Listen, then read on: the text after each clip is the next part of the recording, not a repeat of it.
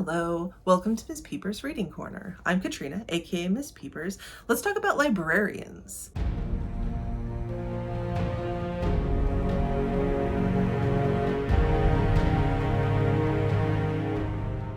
One of my fondest childhood memories is going to the library, picking out a big stack of books to check out, maybe hanging out there for a bit while I was waiting for my family to get their books, and just enjoying the atmosphere of being around bookshelves. Full bookshelves make me so happy, hence the environment that I've created in my own home. I love just having different books around me.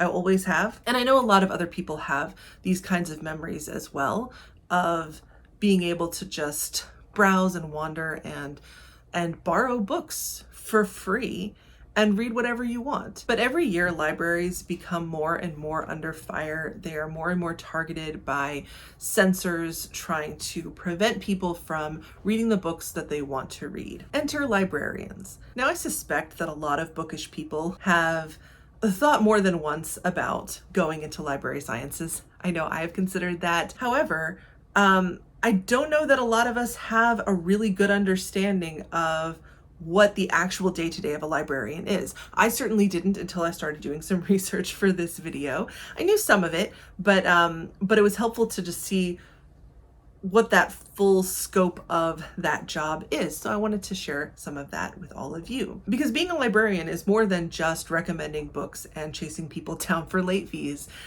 There's a lot that goes into managing what books go on the shelves and what books are best for the community, weeding out books that are too damaged to continue to loan out, trading books with other libraries to make sure that your patrons have access to what they need. The more technology pervades our lives, the more that librarians need to learn about that technology. When you go to a library, you can use computers for free most of the time and other technology, and librarians find themselves having to teach people how to use those devices, how to go onto the internet and apply for jobs, how to research information, how to find information. In fact, there is a master's degree in library sciences, and there's a lot that goes into that. And I think that one of the things that's really important when it comes to discussing book challenges and bans, discussing censorship, is that a librarian's job is, at its core, there's a lot in there, but at its core, I think a librarian's job is to make sure that the library that they run has diverse materials, has materials that are appropriate for the patrons of that library, whether it's a public library or a school library. You'll have very different books available in an elementary school library, for example, for young children, than you would in a high school library or a public library, which would have a broader range of materials. And then, of course, the size of the library determines how many books you can have. So you've got to make decisions about what books come in and what books don't. Plus, a librarian can't read every book that comes onto the shelves, much as I'm sure they would love to. There are just too many. So they have to figure out which reviews they can rely on to determine not whether the book is good or not, but rather whether or not it is appropriate for the patrons of that particular library, for that particular community. And one librarian whose video I watched in preparation for this video talked about how important it is not to self-censor.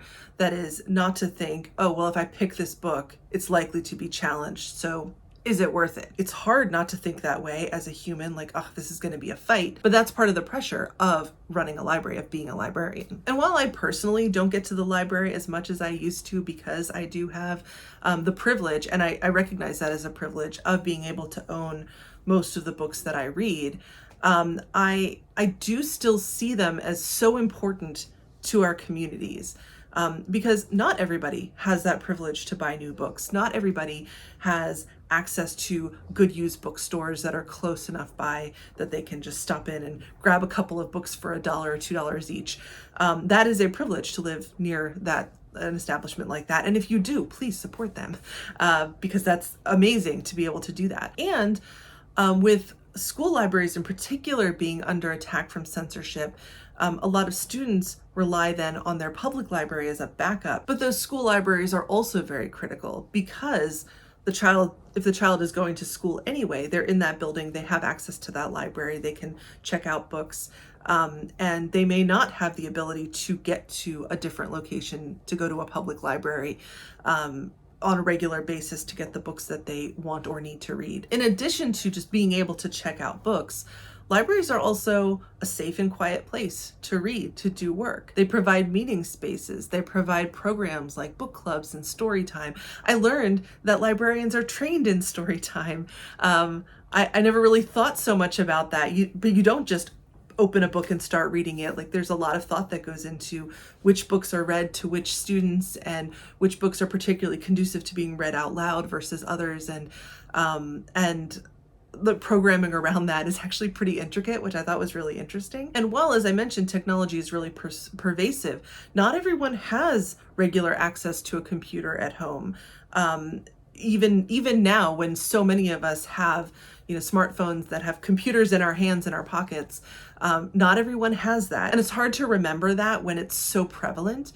But having access to that library computer, whether that's the only access to a computer that someone has, or it's the only private access that someone has to do schoolwork or to apply for jobs, to apply for college programs or whatever it is that they're doing. So it's really, really important to preserve those spaces. And again, with censorship, I think it's easy to fall into the trap of saying, well, it's not really a banned book because you can still get it from Amazon. You can still drive down to a bookstore and buy something. You can still go to a different library in a different county or a different city, if it's not available in your personal library and not connected.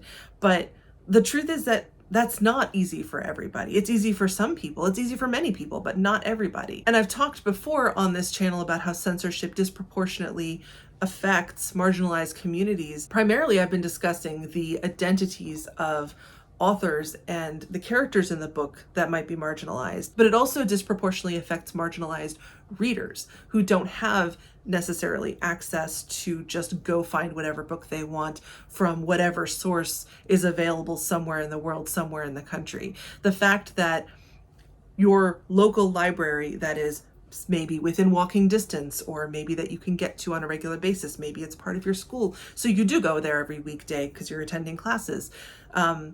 If books are not available there and you can't get to them in some way through that means, there are many people that's their only opportunity, that's their only option. And it's really important to remember that. And so librarians and libraries stand on that front line. They are defenders of free speech. More and more and more, that is a part of that job. With censorship rising, with challenges and bans rising, with governments getting involved, with lawsuits against people who are trying to ban books, like, it's really it's a wild space right now to look at what is happening with books. People in power are really scared of what is written in these books. And I think it's important to remember that, to think about what is it about these books that upset people so much, and think about how that must feel to be in a community whose books are frequently banned, to go to a library and not see yourself represented. And that just increases the feeling of being other, of being not enough, not good enough, not normal, not part of the society that you're supposed to be living in. Libraries and having books that represent different cultures, different identities, different backgrounds, different lifestyles, different choices, those things are incredibly helpful to making a person feel more comfortable. And that's something that books should do. It's important to have a space where you can feel seen. And a library, for many people, is that space. And I think that's a beautiful thing. Hop down in the comments and tell me your favorite memories of libraries, whether they're recent or from years ago. It doesn't matter. Tell me what you love about libraries and librarians. I'd love to hear it. And either way, whatever you do, please keep reading. Please keep reading. And I will see you in the next one.